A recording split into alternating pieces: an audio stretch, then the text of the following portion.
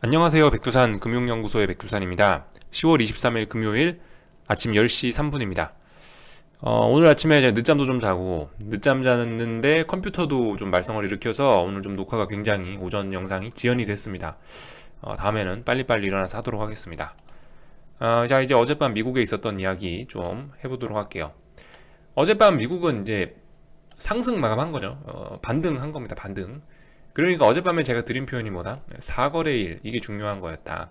올라야 될 자리에서 올라야 되고 내려가야 될 자리에서 내려가야 된다, 이런 말씀 드렸는데, 자 보시면은 그 사거래일, 그죠? 하나 둘 셋 넷 사거래일.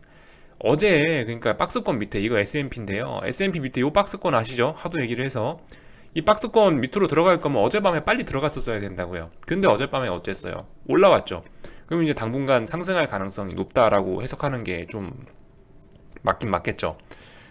그래서 미국은 오늘 밤에 상승하는 게 자연스러운 날이긴 합니다. 그게 일단 자연스러운 날이긴 한데, 그러나 미국장도 만약에 어제 올랐음에도 불구하고 어제 오른 양봉 부분 사악 다 훼손하면서 다시 지지선 부근으로 내려온다면 또 다시 싸한 그림 될 겁니다. 그러면 진짜 비추세 구간 되는 거고, 그래서 오늘 밤에 연속적으로 얘가 상승해서 어딘가 저항을 돌파하고 위로 올라간다면은 이제 좀 더 오를 수 있겠거니, 이렇게 생각하는 게 맞을 것 같긴 합니다. 아무튼 그 미국 시장도 그렇고 한국 시장도 그렇고 지금 대선이란 이벤트가 얼마 남지 않았죠. 오늘이 23일이니까 달력 잠깐 한번 보시면 5거래일, 6, 7, 7거래일 남았습니다. 대선까지. 그러니까 모든 게 옆으로 그냥 비리비리 길 수밖에 없지 않을까라는 생각 정도 하고 있습니다. 예.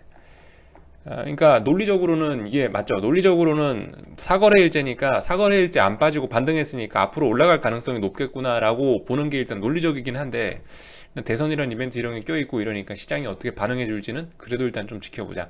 하지만 논리적인 생각은 일단 베이스에 깔아놓고, 어, 어제 사거래일째 올라야 될 자리에서 올랐으니까 앞으로 오를 가능성은 높겠다라는 정도는 베이스에 깔아놓고 보자라는 겁니다. 뭐 이성적으로 갈지 뭐 지멋대로 뭐 갈지, 그거는 이제 시장이 결정하게 돼버려 두고. 예. 아무튼 어젯밤에 그래서 달러 인덱스 또 보면 되겠죠. 달러 인덱스 보기 전에 뭐 이런 거 좀 볼까요? 뉴스 특별한 게 없었어요, 그죠? 추가 경기 부양책 기대감 및 경제지표 호조란 얘기는 어제 아무 일도 없었다라는 뜻이고, 결과적으로 뭐 바이든이 아무래도 당선 가능성이 높아서 그런지 모르겠는데, 아무튼 뭐 바이든이 강하게 올라올수록 나스닥은 좀 약한 측면이 있다, 그죠? 물론 뭐 정치적인 핑계를 대면은 나스닥이 약하다, 뭐 그러니까 정치적인 핑계를 대서 나스닥을 설명하려면 바이든 핑계를 대는 거고, 기술적인 측면에서 말씀드리자면 뭐 산이 높으니까 골이 깊다, 그렇기 때문에 나스닥 산이 S&P보다 훨씬 높았지 않냐, 자빠질 때 훨씬 많이 빠져야지, 이런 논리도 뭐 통할 수가 있겠죠, 기술적인 측면에서는. 아무튼 뭐 어제 상승 마감했으니까 상승 종목 수가 훨씬 많았고, 어제 보시다시피 나스닥이 약했으니까 나스닥 대형주 애플, 페이스북, 아마존 이런 애들이 약했고, 뭐 이 정도 모습을 보일 수가 있겠습니다, 그죠? 어젯밤 달러 인덱스는 이제 올라와야 될 자리에서 올라온 거예요. 일봉상 큰 그림 이야기, 일봉상 큰 그림 이야기 하면은 보시다시피 박스권 하단이었지 않습니까? 이게 이렇게 놓고 보면요, 박스권 하단 자리 터치하고 지지력을 21일 날 보였으니까 어젯밤엔 올라오는 게 당연했다고요. 그래서 당연히 올라왔어요. 당연히 올라왔는데 이제 연속성이 중요합니다. 연속성이. 이런 식으로 지금처럼 빨리 양봉이 나오고 여기서 또 쭉 뽑아 올라가줘야지 어제 나온 양봉이 의미가 있는 거지. 오늘 여기서 올라가지 못하고 다시 희말이 없게 여기서 다시 어제 만들어 놓은 양봉을 훼손하는 쪽으로 막 음봉이 떨어지고 이러면 별 의미 없다. 그죠? 올라올 건 빨리 올라와야 돼요. 그런데 지금 저항이 워낙 많긴 많습니다. 예를 들면 여기 이 자리, 제가 마우스를 갖다 댄 이 자리 93.05, 이 자리도 지금 당장 어떤 저항이 있고요. 저항이 하여튼 머리 위로 뭐가 많습니다. 머리 위로 굉장히 많아요.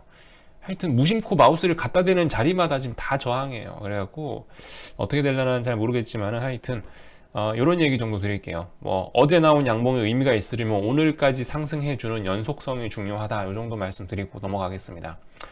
솔직히 뭐 방향성에 관한 부분 잘 모르겠어요. 뭐 그냥 일단 반드시 올라와야 되는 자리에서는 일단 올라는 오고 있는데, 이게 얼마나 신뢰성이 있을지는, 어제 양봉이 얼마나 희마리가 있고 이게 신뢰성이 있는지는 오늘 확인하면 될 것 같다, 그죠? 이 정도 말씀드릴 수 있을 것 같고요. 어제 뭐 장중에는 보시면은 어제 어디서부터 미국장이 시작했죠? 어제 제가 알기로 여기쯤부터 미국장이 시작한 걸로 알고 있습니다. 여기서부터. 장 초반에 달러 강세 확 나오면서 이때 이제 주식시장이 잠깐 흔들렸었죠. 그리고 나서 보시다시피 이게 그러니까 어젯밤에 미국 주식이 공격적으로 많이 빠질 거면은 빨리 여기를 넘어갔었어야 돼요. 여기를 어제 미국장 장중에 넘어갔었어야 되는데 이놈이 하여튼 움직임이 꼭 그래요. 움직임이 꼭 그래. 미국 장중에는 안 넘어가고 꼭 미국장 마감하고 나면 이렇게 튀어 올라가고 그래요. 참 하여튼 그런데 이게 미국장 어제 이렇게 보시다시피 달러 인덱스가 어제 장중에 삼산 모양 나오면서 상승이 좀 제한적으로 나오는 이런 모습이 보여졌기 때문에 아무튼 어제 미국 시장은 그래도 반등할 수 있었지 않겠느냐라는 이런 설명을 뭐 간단하게 드리도록 하겠습니다.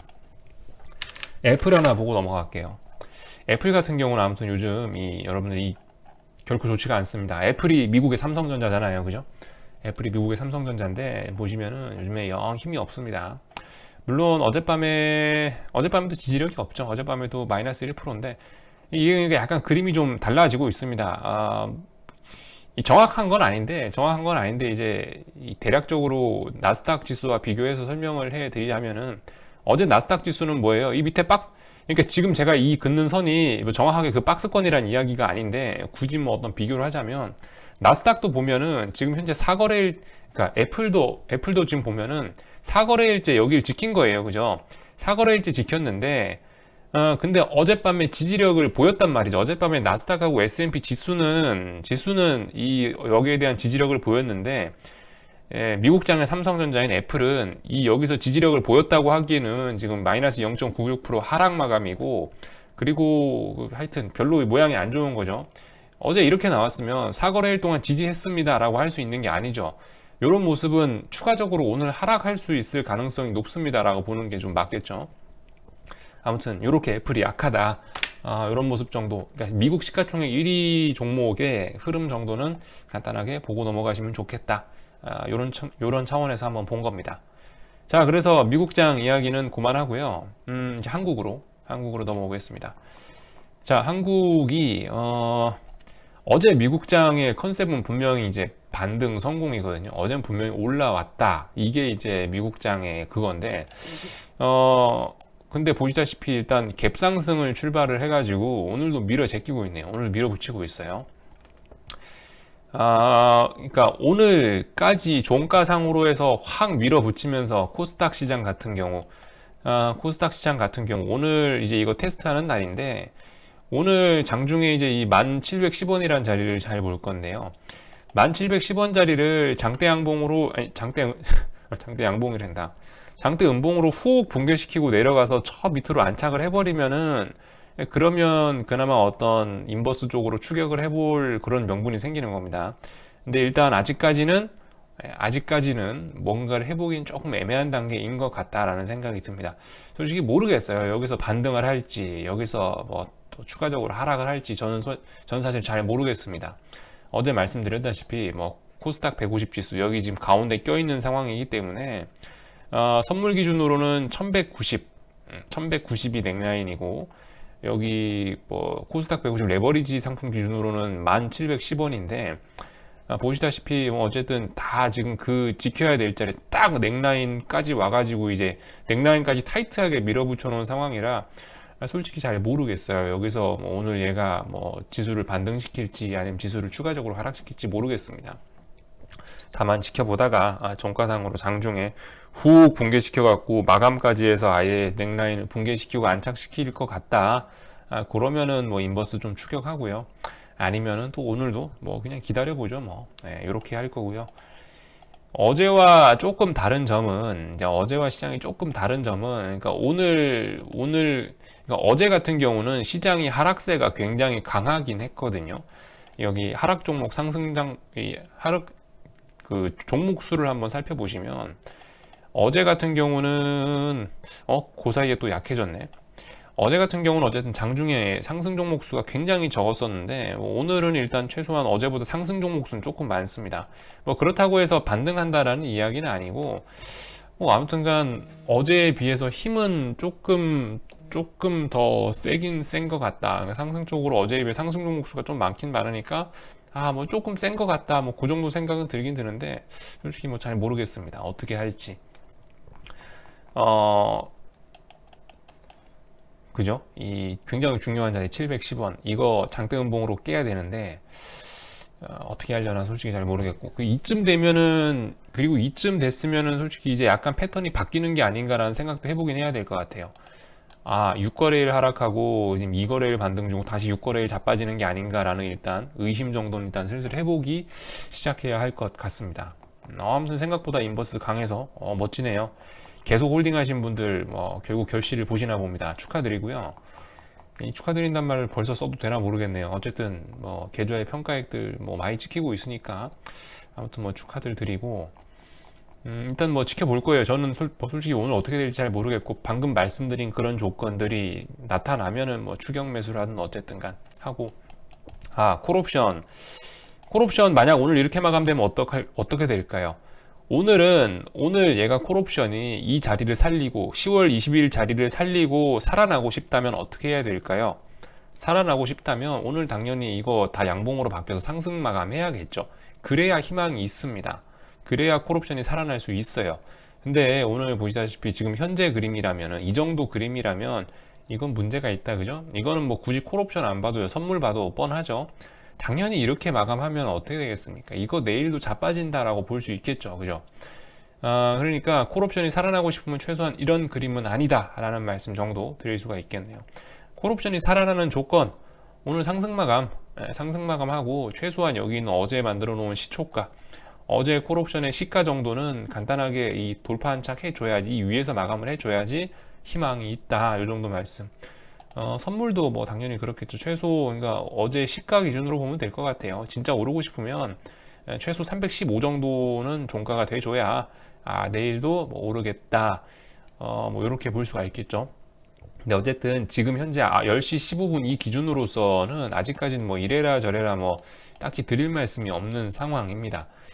이러다가, 그러니까 이렇게까지 극단적으로 그 저점에 대한 지지력 테스트 할 수도 있거든요. 여기서 또 아래 꼬리 달고 제가 말씀드린 그런 양봉이나 그런 그림이 나올 수도 있긴 해요.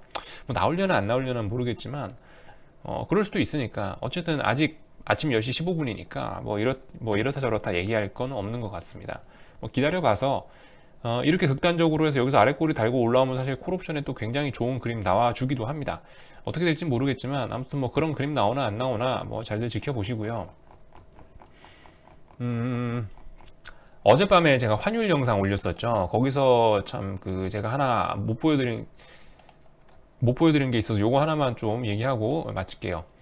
어젯밤에 제가 이제 241선과의 이격도를 가지고 말씀드렸는데, 어제 제가 자료로 보여드렸던 선물, 원달러 환율 선물에서는 이게 2009년, 2008년 금융위기 때 자료가 안 나와 있더라고요. 근데 이게 해외 지수 차트 여기서는 이게 나오더라고요. 그래서 2008년, 2009년 금융위기 때 모습을 잠깐 한번 짚고 넘어가자면 241선의 이격도인데요. 자, 평상시에 시장이 정상일 때는 보통 얼마에서 얼마까지? 보통 93, 94에서 한 105, 107 정도까지 이렇게 박스권 안에서 움직인다고 말씀드렸죠, 이격도가. 근데 지금 지금 이 2008년, 2009년 때를 보면 이격도가 벌써 말이 안 되게 올라가 있죠. 빨간 선이 241선 이격도인데 140까지 올라갔었습니다. 140. 이런 모습들 한번 생각해 보실 필요가 있는 거예요. 금융위기의 선제 조건들 생각해 보실 필요가 있다. 이미 여기 보시면은 여기 이미 금융위기 나기 직전부터 해가지고 원래 보통 이격도가 105, 106이라고 말씀드렸잖아요. 근데 이미 금융위기 나기 몇 달 전부터 해서 9월달이 시장 바닥인데요. 3월달부터 해서 이미 105, 106을 넘어서 이 위쪽에서 놀고 있었습니다. 계속 105, 106 넘어서 움직이다가 금융위기 나니까 살짝 눌렸다가 보시다시피 이렇게 140까지 벌어질 수 있다. 산이 깊으면 골이 깊다. 그죠? 골이 깊어서 자그마치 90까지 찍긴 했지만 이건 어쨌든 이런 움직임들은 비정상이고, 평상시에는 95, 105 이 정도 사이에서 움직인다. 이 정도 보시면 되겠죠? 이 정도 보시면 될 것 같고, 그래서 만약에 이번에 무슨 일이 생길 것 같다라고 한다면은 이격도가 벌어져 갖고 105, 106 위에서 한동안 계속 놀겠구나, 이런 거를 어떤 진짜 위기의 어떤 신호탄으로 보시면 될 것 같습니다. 자, 어젯밤에 깜빡했던 이야기를 좀 드렸고요. 여기 금융위기 직전, 그죠? 원래 평상시에 뭐예요? 105, 106 넘으면 다시 박스권 안으로 기어 들어가야 되는데 이격도가 105, 106 넘었는데 계속 위에서 놀잖아요. 그러더니 금융위기 터졌고 140까지 갔다라는 점, 이거 한번 보실 필요 있겠죠. 아래쪽으로는 한계가 있어요. 이게 이 이격도가 아래쪽으로 벌어지는 거, 워낙 강세는 한계가 있어요. 왜냐하면 이 부분은 탐욕이 지배하는 부분이기 때문에 이건 한계가 있는데, 위쪽으로 올라가는 이 이격도가 위쪽으로 벌어지는 거는 이건 공포가 지배하는 부분이기 때문에 올라가면 140 이렇게까지도 올라갔다. 그래서 다음번에 만약 위기가 난다면은 뭐 130, 140 정도까지는 이격도가 벌어지는 것도 기대할 수 있지 않겠느냐, 이 정도 이야기 정도 드리고 마치도록 하겠습니다. 자, 궁금한 건 리플 남겨주시고요. 또 저녁에 뵙도록 하겠습니다.